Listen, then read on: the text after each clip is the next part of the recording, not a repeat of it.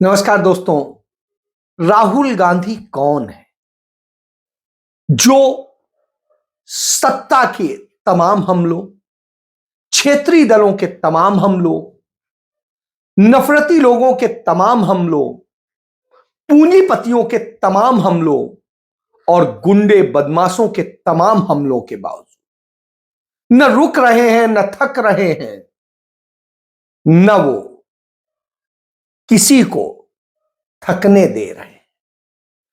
कुछ लोग टूट रहे हैं, कुछ बिखर रहे हैं, मगर राहुल गांधी लगातार जुड़ रहे हैं। कौन है राहुल गांधी? क्या नरेंद्र मोदी, भारतीय जनता पार्टी जिस राम राज्य की बात करती है, क्या वह राम राज्य है जो तुलसीदास ने अपनी रामचरितमानस में बताया है? क्या राम ने जो कहा है उन शब्दों का पालन होता है?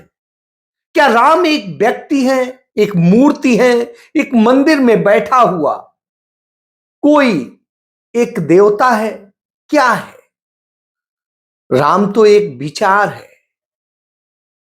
तो विचार है क्या? क्या उसका पालन हो रहा है? क्या इस देश में अल्पसंख्यकों को डराया जा रहा है, धमकाया जा रहा है, खत्म किया जा रहा है और उनको गुलाम बनाने की कोशिश की जा रही है? यह क्या बदला लेने की नीति है या क्या है?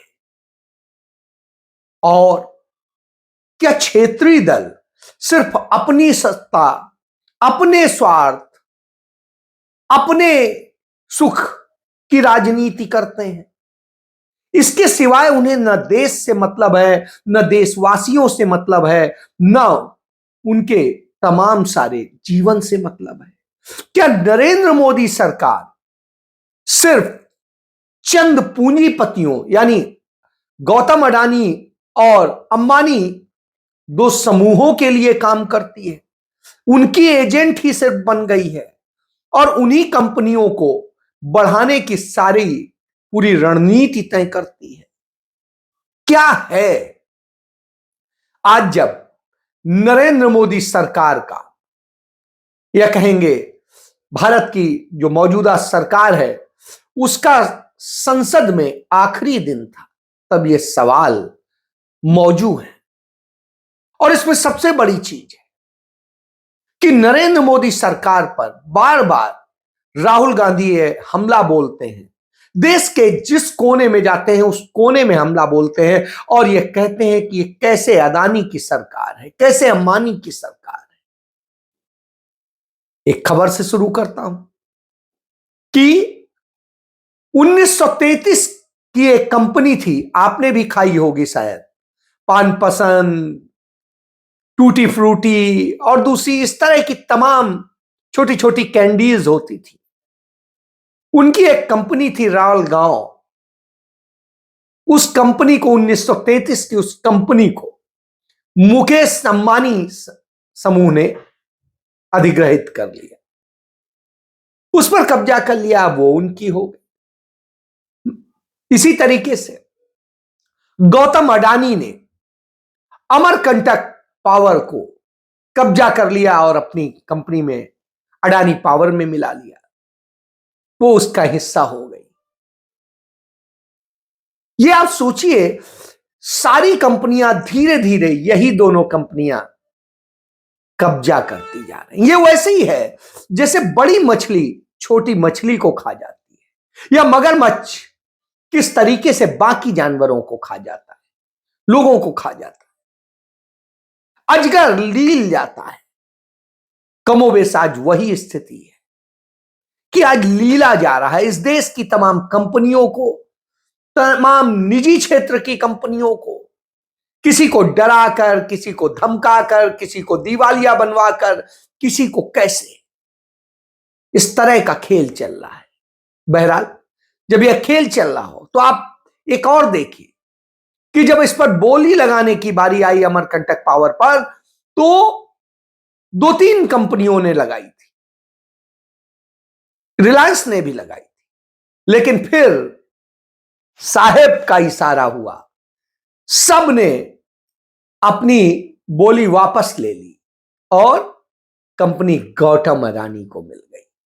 जितने की वो चाहते थे उतने की मिल गई।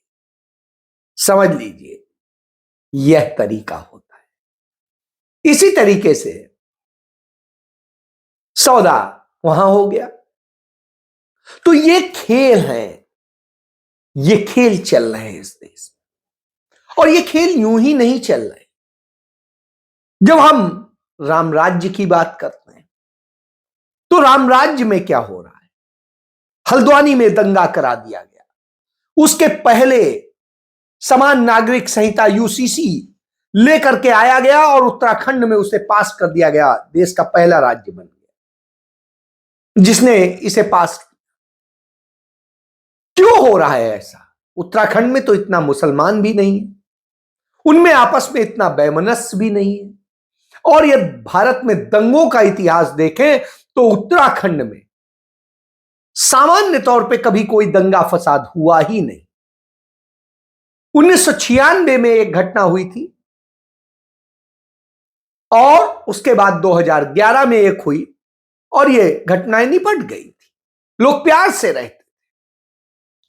2022 में किस तरीके से बेघर करने के लिए जो सैकड़ों साल से रह रहे थे हल्द्वानी में रेलवे लाइन के किनारे, उसी मोहल्ले में जहां अभी दंगा हुआ, उनके घरों को उजाड़ने के लिए बुलडोजर चलाने के लिए भेज दिया गया था। कैसे हाईकोर्ट ने उनकी बात की अनदेखी की थी और जब वो सुप्रीम कोर्ट गए तो सुप्रीम कोर्ट ने राहत दी। उसने कागज देखे तो सब वास्तविक मालिक थे, कोई अवैध नहीं था। तो उसने कहा कि आप इन्हें पुनर्वासित कीजिए, वो जगह की जरूरत है तो ले लीजिए, लेकिन ऐसे तो नहीं चलेगा। आज यही हो रहा है। एक मिस्टर मलिक का बाग है, उस बाग के अंदर दरगाह है और उस दरगाह को तोड़ दिया गया। इसी तरीके से एक मस्जिद को तोड़ दिया गया। तमाम सारी चीजें लोगों ने विरोध किया था, हाई कोर्ट गए थे, टाइम था अभी, लेकिन प्रशासन इस पर आमादा था कि तोड़ना है, दंगा फसाद कराना है। पत्थर चलाए गए प्रशासन की तरफ से, पुलिस की तरफ से, और आरोप लगाया गया वहां के लोगों पर। लोगों ने बचाव में अपने जो भी होता है कि बचाव के लिए प्रयास किए जाते हैं, वो प्रयास किए तो उन्हें मुल्जिम बना दिया गया। 6 लोग मर गए और 5,000 लोगों पर एफआईआर दर्ज कर ली। इस तरह से उत्पीड़न हो रहा है इस देश में। चुन चुन के मारेंगे, मुसलमानों को मारेंगे। क्यों? इससे हिंदू खुश होता है, हिंदू जाग गया है, क्योंकि हिंदू बहुसंख्यक है, उसका वोट चाहिए। वहीं दूसरी तरफ हमसे बेहतर तो पाकिस्तान है, जो कम से कम अल्पसंख्यकों की सुरक्षा के लिए हर प्रयास करता है। लेकिन हमारा मीडिया उसको न दिखाने की बजाय दूसरी चीजें दिखाता है, नफरत फैलाने का काम करता है। कोई ये आज का नहीं था, अवैध नहीं था, लेकिन आप स्वयंभू अवैध घोषित कर दें, इस तरह की स्थिति है। क्या पड़ा है आपको? ऐसी कौन सी दिक्कत आ गई? सरकार यदि मंदिर बनवाएगी, दूसरे काम करेगी और चीजों में पड़ेगी, तब तो क्या होगा? नहीं तो आप बनने नहीं देते, होने नहीं देते। दंगों का इतिहास हम यदि भारत का देखेंगे तो दंगों का इतिहास तब शुरू होता है जब अंग्रेजी हुकूमत को डर लगा 1857 में, जब मुस्लिम हिंदू सब मिल करके लड़े और अंग्रेजों की हालत बिगाड़ दी। कंपनी को भागना पड़ा, क्राउन को सत्ता संभालनी पड़ी। जब कांग्रेस पार्टी बनी 1885 में, उसके बाद उसने किस तरह गंगा जमुनी तहजीब को बनाने की कोशिश की, सबको जोड़ने की कोशिश की। 1921 में यह स्थिति हुई कि हिंदू मुस्लिम सिख ईसाई सब मिल करके लड़े, और जब प्रिंस आए तो उनको किस तरीके से शर्मिंदा किया। नतीजा यह हुआ, उन्हें लगा कि अब इस देश छोड़ने की बारी आ रही। उन्होंने डोमेनियन स्टेट की बात रखी, डोमेनियन स्टेट दिया गया। और जब दिया गया, यह स्थिति हुई, तो हिंदू मुस्लिम को तोड़ने के लिए आरएसएस बनी, हिंदू महासभा बनी, मुस्लिम लीग बनी, और इन्होंने किस तरीके से नफरत फैलाने का काम किया। एक तरफ तो सत्ता में साथ साथ बैठे थे, दूसरी तरफ नफरत फैला रहे थे, दंगे करा रहे थे। और आज भी यही स्थिति है, आज भी यही कर रहे हैं। तो हिंदुस्तान में दंगों का इतिहास आरएसएस भाजपा से ही है, मुस्लिम लीग से ही है, और किसी से नहीं। इसके बाद जब हम बात करते हैं, आज वही काम ओवैसी कर रहे हैं, वही काम हिंदू महासभा वाला आरएसएस और बीजेपी कर रही, ये उसका नतीजा है। इसी तरीके से मणिपुर हमने देख लिया, नूह देख लिया, मेवात देख लिया, और सब जगह हमने ये हालात देख लिए। सरकार प्रायोजित दंगे हो रहे हैं, सरकार करा रही है, और वहीं हो रहे हैं जहां डबल इंजन की सरकारें हैं, क्योंकि वो ये करा के नफरत फैलाते हैं, और हिंदू चूंकि बहुसंख्यक है उसका वोट बटोरने का काम करते हैं। जहां ईसाई, वहां पर ईसाई और हिंदुओं में कराते हैं, और फिर वहां पर इसी तरह करते हैं। इसी तरीके से सिख और हिंदू को लड़ाते हैं। तो इस तरह की स्थिति है इस देश में। इसके बाद यदि आप बात करें कि राम क्या है, राम राज्य क्या है, तो राम राज्य कहता है सबको समान लीजिए, हर आवाज को, हर भावना को समझिए, हर एक को मदद कीजिए, हर किसी को सुख के लिए काम कीजिए। यही तो तुलसीदास ने कहा है, यही तो कबीर दास ने और रहीमदास ने कहा है, यही तो लिखा है। रामायण पढ़ लीजिए आप।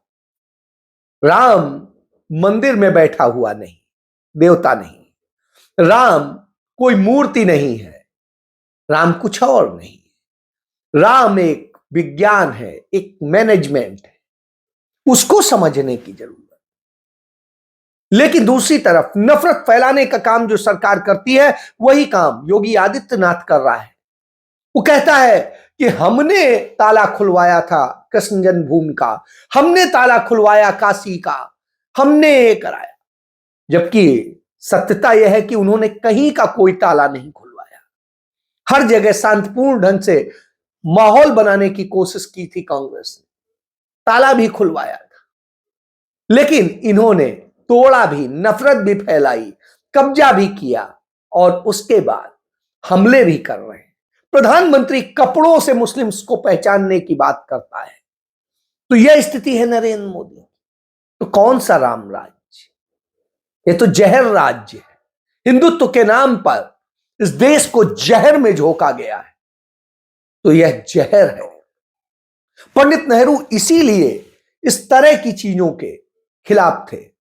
वो कहते थे कि ऐसा नहीं होना चाहिए, लेकिन आज तो वही हो रहा है, इसीलिए नेहरू उन्हें पसंद नहीं आते। दूसरी तरफ आप देखिए, राहुल गांधी इन सब से जूझते हुए लड़ रहे हैं, और वो लड़ रहे हैं किस बात के लिए? कि इस देश को एक किया जाए, इस देश को किस तरीके से जोड़ा जाए, किस तरीके से इस देश को के लोगों को न्याय दिया जाए, चाहे वो उन्हें वोट देता हो न देता हो, आदिवासी हो, दलित हो, मुस्लिम हो, अल्पसंख्यक हो, सिख हो, ईसाई हो, कोई भी हो, किसी भी कौम का हो, किसी भी जाति का हो, चाहे पिछड़ा हो, चाहे दलित हो, वो हर एक के लिए लड़ते हैं, अगले के लिए भी लड़ते हैं, बेटियों के भी लड़ते हैं, युवाओं के लिए भी लड़ते हैं, बुजुर्गों के लिए भी लड़ते हैं, और उनके लिए लड़ रहे हैं। वो लड़ रहे हैं उसी तरीके से जैसे एक रेत में पानी निकालने की कोशिश होती है, क्योंकि जो और लोग साथ आने चाहिए। वो क्षेत्रीय दल आज उसी तरह अंग्रेजी हुकूमत के समय में जैसे होता था, अंग्रेजों ने किस तरीके से देश को बांट दिया था। गांधी लड़ रहे थे, रेत से पानी निकालने की कोशिश कर रहे थे, तो दूसरी तरफ तब के राजे रजवाड़े अपनी सत्ता के लिए, अपने सुख के लिए, अपनी अय्यासी के लिए अंग्रेजों का साथ दे रहे थे, अंग्रेजों की रणनीति पर चल रहे थे, बांटो और राज करो वाली नीति का साथ दे रहे थे। आज भी उसी तरीके से तमाम क्षेत्रीय दल, चाहे ममता बनर्जी का तृणमूल कांग्रेस हो, चाहे नीतीश कुमार की लोकसभा जेडीयू चुनाव से पहले हो इंडिया गठबंधन को और चाहे एक के बाद एक बड़े बीजू झटके मिल रहे पटनायक हैं। की एक और जहां राहुल गांधी भारत जोड़ो न्याय यात्रा बीजू जनता दल हो को जोड़ने की या कोशिश कर रहे हैं, तो अरविंद दूसरी केजरीवाल ओर और भगवंत इंडिया मान गठबंधन में की शामिल दल आम आदमी पार्टी गठबंधन हो छोड़कर या जा रहे जयंत हैं। चौधरी बीते की रविवार इस राष्ट्रीय गठबंधन लोक दल हो, नीतीश कुमार ने ये एनडीए सब आज की डेट में उसी तरह ममता का। बनर्जी के तलक तेवर इसके अलावा भी और तमाम दल टेंशन बढ़ाने के लिए काफी है। उस तरह की साजिशें रच रहे बंगाल से अकेले हैं। चुनाव स्थिति यह है कि छोटे छोटे से उन्हें लाभ दे दिए जाते हैं, छोटा छोटा सा कह दिया जाता है हाँ सम्मान दे देंगे, बस इतने में वो शुरू हो चुका है।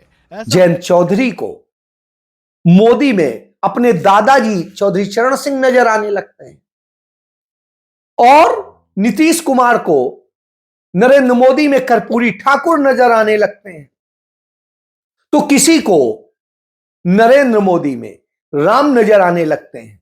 वहीं अकाली दल है, अकाली दल को नरेंद्र मोदी में प्रकाश सिंह बादल नजर आने लगते हैं और इसी तरीके से तमाम सारे खेल होते। तो यह स्थिति है। क्यों? क्योंकि इन्हें सत्ता चाहिए, इन्हें ईडी सीबीआई इनकम टैक्स से बचना है। और यदि राहुल गांधी के साथ खड़े होंगे तो हेमंत सोरेन की तरह जेल जाना पड़ सकता है। यदि राहुल गांधी के साथ खड़े होंगे तो तमाम जगह इनकी सत्ता सरकारें गिराई जा सकती हैं। राहुल गांधी के साथ खड़े होंगे तो इन्हें कोई सम्मान नहीं मिलेगा, क्योंकि राहुल गांधी तो न सम्मान मांगते हैं, न मान मांगते हैं, न कोई और चीज मांगते हैं। वो लड़ते हैं उनके लिए जो वंचित हैं, वो लड़ते हैं दलितों के लिए, वो लड़ते हैं आदिवासियों के लिए, और इसीलिए वो चले जा रहे हैं।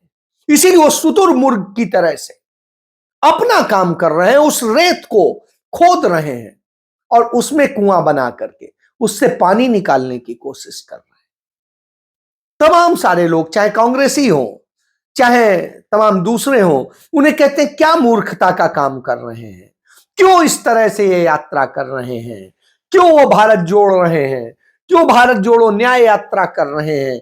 तमाम सवाल उठते हैं और तमाम सवाल खड़े किए जाते हैं। क्यों?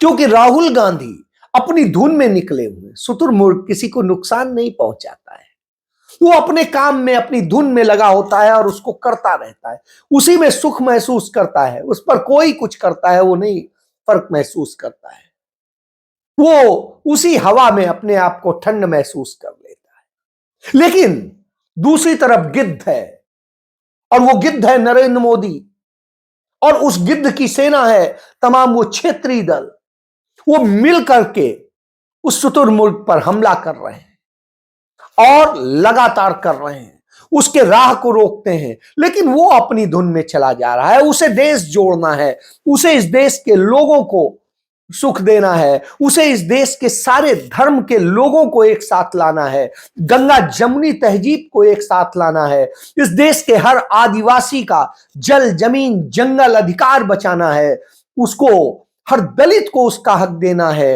हर पिछड़े को उसका हक देना है, उसे हर वर्ग को उसका हक देना है, उसे युवाओं को रोजगार दिलाना है, उसे लड़कियों को सुरक्षा का एहसास कराना है, उसे समाज को जोड़ करके एक सच्चा रामराज्य बनाना है, उसे हिंदुत्व का ढकोसला नहीं करना है, उसे हिंदू के नाम पर, हिंदुत्व के नाम पर नफरत नहीं फैलवानी है, उसे हिंदू मुस्लिम सिख ईसाई में लड़ाई नहीं करवानी है, उस सबको जोड़ करके एक बनाना चाहता।